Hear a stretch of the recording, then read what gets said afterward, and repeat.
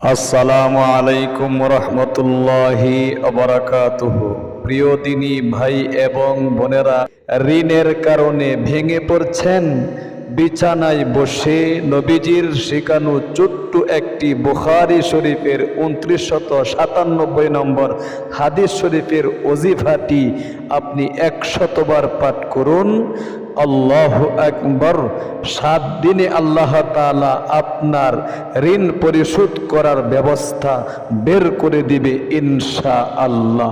প্রিয় দিনী ভাই এবং বোন, আমলটা অতি সহজে আপনাদেরকে আমি শব্দে শব্দে শেখায় দিমু, হাদিসটাও বলে দিমু, নিয়ম কানুনটাও ইনশাআল্লাহ বলে দিমু, কিভাবে আমলটা করবেন। তাই অনুরোধ করে বলছি, শুরু থেকে শেষ পর্যন্ত আমলটা শিখতে হলে ভিডিওটা একদম মনোযোগ সহকারে দেখতে হবে ইনশাআল্লাহ।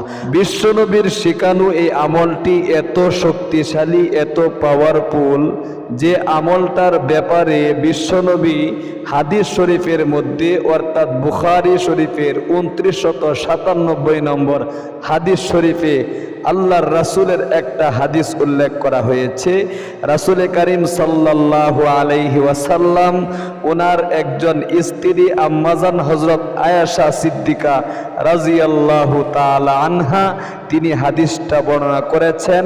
তিনি বলেন, নবী করিম সাল্লাল্লাহু আলাইহি ওয়াসাল্লামকে আমি এই শক্তিশালী দোয়াটি প্রতিদিন পাঠ করতে দেখেছি, এমনকি নামাজের মধ্যেও দেখেছি। হঠাৎ করে একদিন এক লোক বিশ্বনবী সাল্লাল্লাহু আলাইহি ওয়াসাল্লামকে প্রশ্ন করে বসেছে, ওগো বিশ্বনবী, আপনি তো আমাদের বিশ্বনবী সাইয়্যিদুল মুরসালিন খাতামুন নবিয়্যিন মুহাম্মদ আরবি সাল্লাল্লাহু আলাইহি ওয়াসাল্লাম, আপনি এত বেশি এই দোয়াটা পাঠ করেন কেন? দোয়া তো আরো অনেক রয়েছে, কিন্তু ঋণ পরিশোধ করার জন্য এই শক্তিশালী দোয়াটি আপনি এত বেশি প্রতিদিন পাঠ করেন কেন?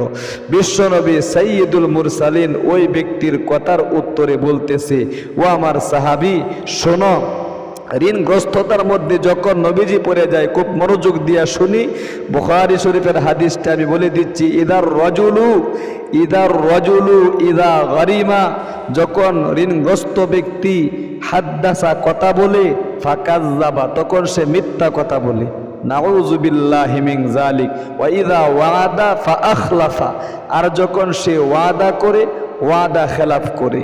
এজন্য আমি নবীজি এই দোয়াটা প্রতিদিন নামাজের মধ্যেও পাঠ করে আমার উম্মতদেরকে শেখায় দিলাম।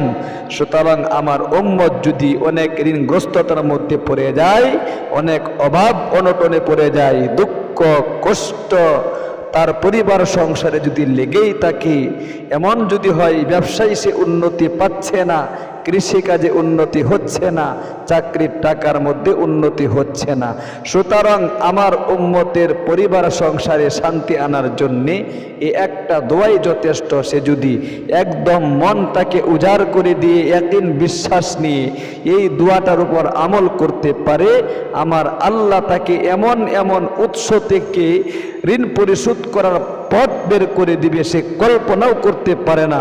আল্লাহু আকবার। সে অবাক হয়ে যাবে, তার ভাগ্যের চাকা আল্লাহ তাআলা এমনভাবে ঘোরাবে যে সে মনে মনে ভাববে আর এই কথা বলবে, আহারে আমার আল্লাহ আমার জন্যে এমন জায়গা থেকে ঋণ পরিশোধ করার ব্যবস্থা কি করতে পারে।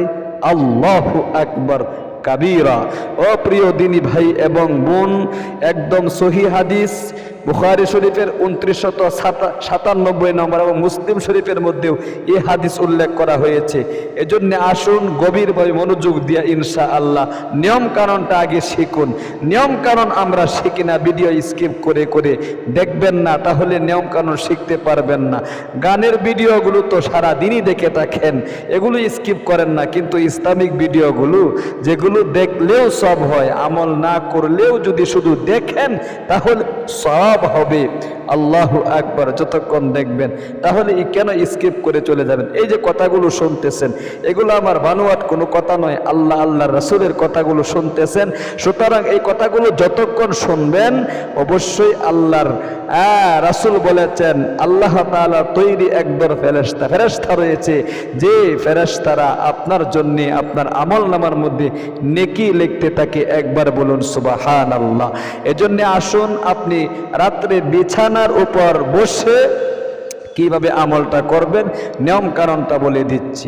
সর্বপ্রথম আপনি অবশ্যই এই আমলটা করতে হবে, মানে এশারের নামাজ আদায় করতে হবে। অনেক ভাই বেরাদররা নামাজই পড়ে না, শুধু আমল করতে চায়। সারা জীবন আমল করলেও ও মহিলা মা, ও ভাই, কাজ হবে না। নামাজ হলো আপনার ফরজ, সুতরাং এই আমলটা হলো নফল, না করলেও আপনার কোনো সমস্যা নেই। আল্লাহ তাআলার নিকট আপনি এই আমলটা না করলেও আল্লাহ তাআলা আপনাকে দরপাকড়াও করবে না। কেন ঋণ পরিশোধ করার আমলটা তুই করলে না, এত পাহাড় পরিমাণ ঋণ তোর হয়ে গিয়েছে, এটা আপনার ব্যক্তিগত ব্যাপার। কিন্তু আল্লাহর হুকুম যেটা ফরজ নামাজ, এশারের নামাজ, অবশ্যই গুরুত্ব সহকারে কথাটা বলছি। আপনারা সর্বপ্রথম এশারের নামাজটা আদায় করে নেবেন। এবার আসুন এশারের নামাজ কত রাকাত আপনি পড়বেন। অনেক মহিলা মা বোনেরা বিভ্রান্তর মধ্যে পড়ে গিয়েছে। ইউটিউবে অনেক ভিডিও রয়েছে, অনেকেই এশারের নামাজ 15 রাকাত 13 রাকাত এরকম ভাবে দেখাইতেছে। না না, এশারের নামাজ হলো মোট 9 রাকাত। কত রাকাত? 9 রাকাত। 4 রাকাত ফরজ, 2 রাকাত সুন্নতে মুআক্কাদা, 3 রাকাত বেতির। কত হইল? 4 আর 2 হইল আপনার কি 6 রাকাত। এরপরে 3 রাকাত, 7, 8, 9। এই 9 রাকাত হলো মূল এশারের নামাজ। এগুলো আপনাকে পড়তে হবে, না পড়লে আল্লাহ তাআলা আপনাকে জিজ্ঞাসা করবে। কিন্তু অনেক ভাই বেরাদররা এমন আছে, মহিলা মা বোনেরা এমন আছে, যারা ইউটিউবের ভিডিওগুলো দেখে বলে থাকে যে এশারের নামাজ 13 রাকাত, এরকমভাবে 15 রাকাত। দেখেন, এশারের নামাজ বেতিরের নামাজ সহ ফরজ এবং সুন্নত নিয়ে 9 রাকাত। অতিরিক্ত যে নামাজগুলো রয়েছে এগুলো আসলে নফল নামাজ। এশারের 4 রাকাত ফরজের আগে 4 রাকাত সুন্নত রয়েছে। এটা সুন্নতে মুআক্কাদা নয়, সুন্নতে জায়েদা। খুব মনোযোগ দিয়ে শিখুন। এটা আপনি পড়লে সওয়াব হবে, না পড়লে একটা সগীরা গুনাহ আপনার হবে না।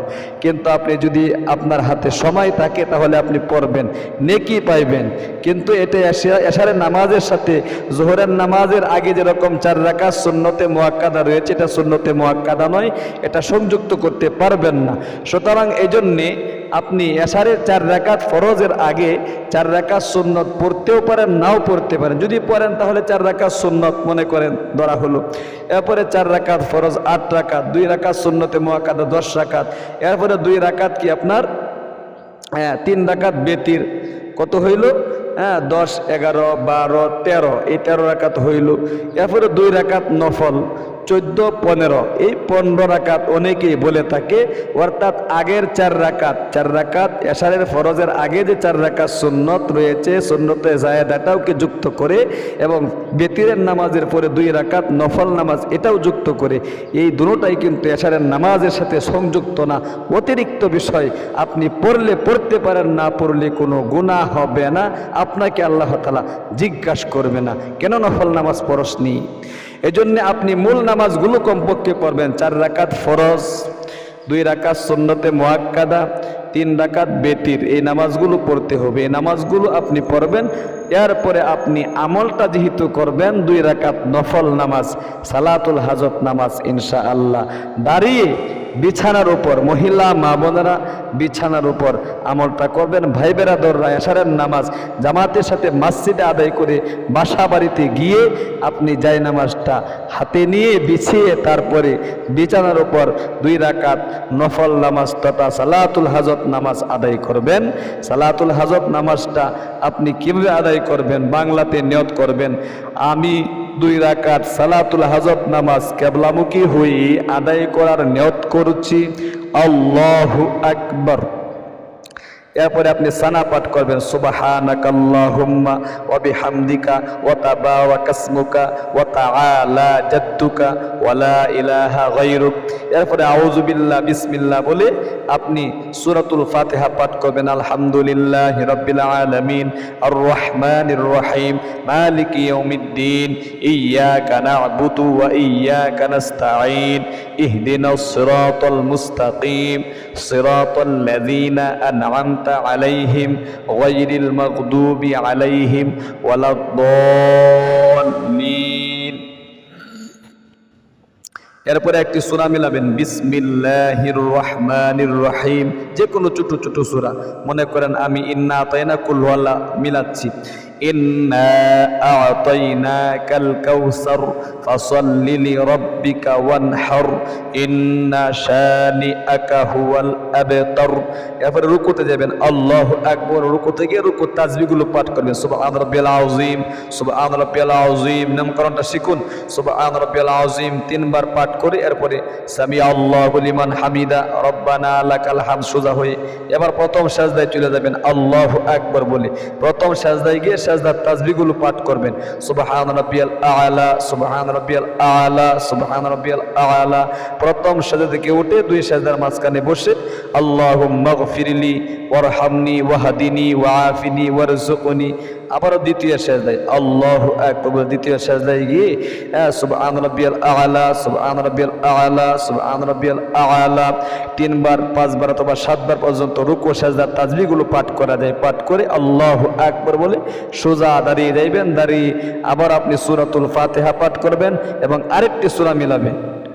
সূরাতুল ফাতিহা পাঠ করে মনে করুন উদাহরণস্বরূপ কুল হুয়াল্লাহ সূরা আপনি মিলাইলেন। এরপরে আবার রুকুতে গেলেন, রুকুতে গিয়ে রুকুর তাসবিহ পাঠ করলেন। রুকু থেকে সামি আল্লাহু লিমান হামিদা রব্বানা লাকাল হামদ বলে আবার প্রথম সাজদায় গেলেন, সাজদার তাসবিহগুলো পাঠ করলেন। 2টি সাজদা করে বসে এরপরে আপনি এরকম তাশাহুদ, আত-তাহিয়াতু লিল্লাহি ওয়াস-সালাওয়াতু ওয়াত-তাইয়্যিবাতু আসসালামু আলাইকা আইয়ুহান নাবিয়্যু ওয়া রাহমাতুল্লাহি ওয়া বারাকাতুহু আসসালামু আলাইনা ওয়া আলা ইবাদিল্লাহিস সালিহিন আশহাদু আল লা ইলাহা ইল্লাল্লাহু ওয়া আশহাদু আন্না মুহাম্মাদান আবদুহু ওয়া রাসূলুহু আল্লাহুম্মা সাল্লি আলা মুহাম্মাদিন ওয়া আলা আলি মুহাম্মাদ কামা সাল্লাইতা আলা ইব্রাহিমা وعلى آل إبراهيم إنك حميد مجيد اللهم بارك على محمد وعلى آل محمد كما باركت على إبراهيم وعلى آل إبراهيم إنك حميد مجيد اللهم إني ظلمت نفسي ظلما كثيرا صحيح শুদ্ধ উচ্চারণটা শিখুন ظلما كثيرا ولا يغفر الذنوب إلا أنت فاغفر لي مغفرة من عندك وارحمني إنك أنت الغفور الرحيم। এরপরে সালাম ফিরাবেন, আসসালামু আলাইকুম রাহমাতুল্লাহ, আসসালামু আলাইকুম রাহমাতুল্লাহ। বাস 2 রাকাত নামাজ পড়া শেষ হয়ে গেল।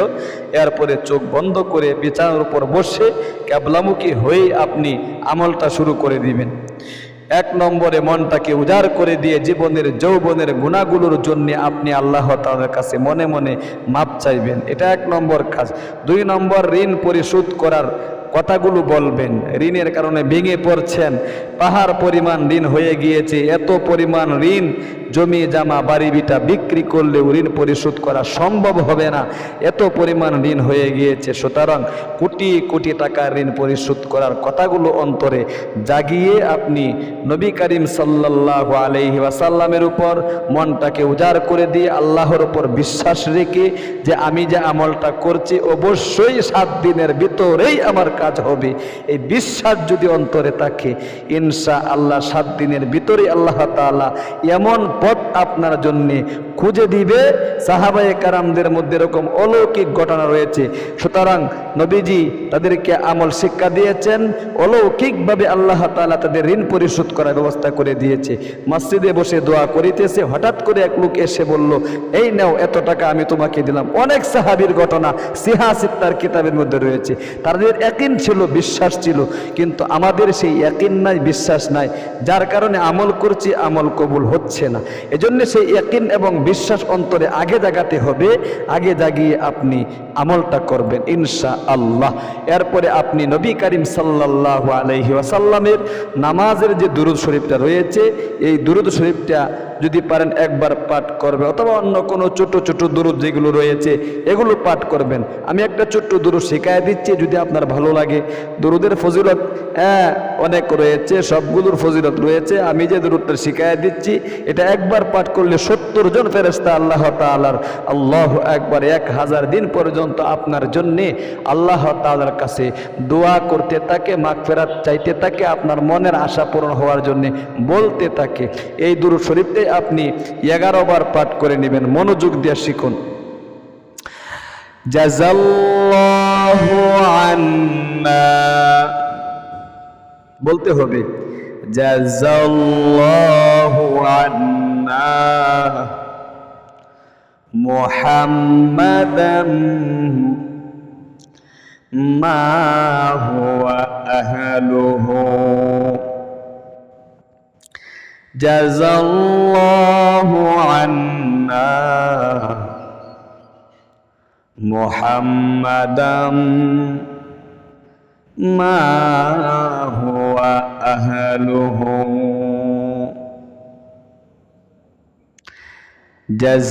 জাযাল্লাহু আন্না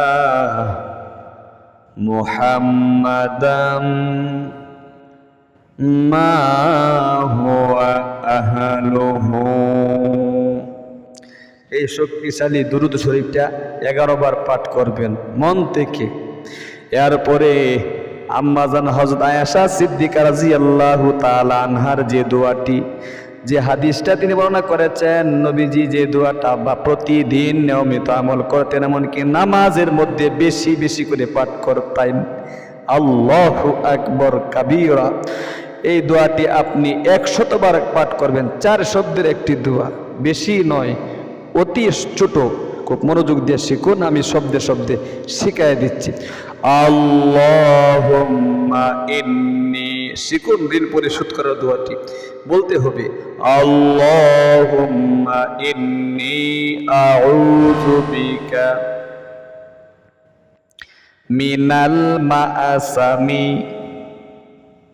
ওয়াল মাগরামি, বলতে হবে আল্লাহুম্মা ইন্নী আউযু বিকা মিনাল মাআসামি ওয়াল মাগরামি, আল্লাহুম্মা ইন্নী আউযু বিকা মিনাল মাআসামি ওয়াল মাগরামি। অর্থ অনেক চমৎকার। অর্থ হলো, আল্লাহ, আমি তোমার নিকট গুনাহ থেকে আশ্রয় চাচ্ছি এবং ঋণগ্রস্ততা হওয়া থেকে আশ্রয় চাচ্ছি। আমার যে পরিমাণ ঋণ হয়ে গিয়েছে, এতটুক পরিমাণ ঋণ পরিশোধ করার ব্যবস্থা তুমি করে দাও অতি তাড়াতাড়ি। আল্লাহু আকবার। খুব মনোযোগ দিয়া এই দোয়ার মধ্যে তাকিদ রয়েছে, অবশ্যই মনোযোগ দিয়ে 100 বার পাঠ করবেন। 5 থেকে 10 মিনিট সময় কি আপনার হাতে হবে না? ঘুমানোর পূর্বে সারাদিন তো এমনিতেই অযথাই 24 ঘন্টা সময় কাটিয়ে দিই। 5-10 মিনিট সময় হাতে নিয়ে ক্যাবলামুখী হয়ে বসে ইয়াকিন বিশ্বাস নিয়ে আমলটা শুরু করে দিন। এরপরে আবারও 11 বার জাযাল্লাহু আন্না মুহাম্মাদাম মা হুয়া আহলুহু, জাযাল্লাহু আন্না মুহাম্মাদাম মা হুয়া আহলুহু, জাযাল্লাহু আন্না মুহাম্মাদাম মা হুয়া আহলুহু। 11 বার পাঠ করে আপনি সংক্ষিপ্ত একটা মুনাজাত ধরবেন। মুনাজাতের মধ্যে ঋণগ্রস্ততার কথা বলবেন, আপনার গুনাহ মাপের জন্য আপনি বলবেন। এরপরে আপনি অবশ্যই আপনার মনের যত নেক মাকসাদগুলো আছে, ইনকামে বরকত পাচ্ছেন না, সবগুলো আল্লাহ তাআলার কাছে আপনার মনের আশা আকাঙ্ক্ষাগুলো ব্যক্ত করতে হবে। আল্লাহর রাসূল বলেছেন, আল্লাহ তাআলার কাছে বান্দাবান্দি যতই চায় আল্লাহ তাআলা ততই খুশি হয়ে যায়। আল্লাহু আকবার কাবীরা। এরপরে আপনি আল্লাহু আকবার ডান দিকে কাত হয়ে সুন্নত তরিকায় ঘুমিয়ে যাইবেন ইনশাআল্লাহ। ঘুমের দোয়াটা পাঠ করে আল্লাহুম্মা বিসমিকা আমুতু ওয়া আহইয়া এরকম ঘুমিয়ে যাইবেন, কিছুদিন আমলটা করে দেখেন, ইনশাআল্লাহ আল্লাহ তাআলা আপনাদেরকে ফলাফল দেখাবে। তাহলে প্রিয় দিনী ভাই এবং বোন, আমলটা ইনশাআল্লাহ নিজেও করি, আরেকজন ভাই বোনকে একটা লাইক এবং কমেন্ট করে ইনশাআল্লাহ তার নিকট ভিডিওটা পৌঁছায় দিই, যাতে করে সেও আল্লাহু আকবার শিখতে পারে। আল্লাহ আমি যদি আমল নাও করি, অবশ্যই সে যদি আমল করে তাকে সুযোগ করে দেওয়ার কারণে তার আমলের একটা সওয়াবের অংশ আপনার আমার আমল নামার মধ্যে এসে যাবে। একবার বলুন সুবহানাল্লাহ। ভালো থাকুন, সুস্থ থাকুন, আপনারা আমাদের ইসলামিক এই চ্যানেলে যুক্ত থাকুন। আপনাদের সুস্বাস্থ্য কামনা করে আজ এখানে বিদায় নিচ্ছি। আসসালামু আলাইকুম ওয়া রাহমাতুল্লাহি ওয়া বারাকাতুহু।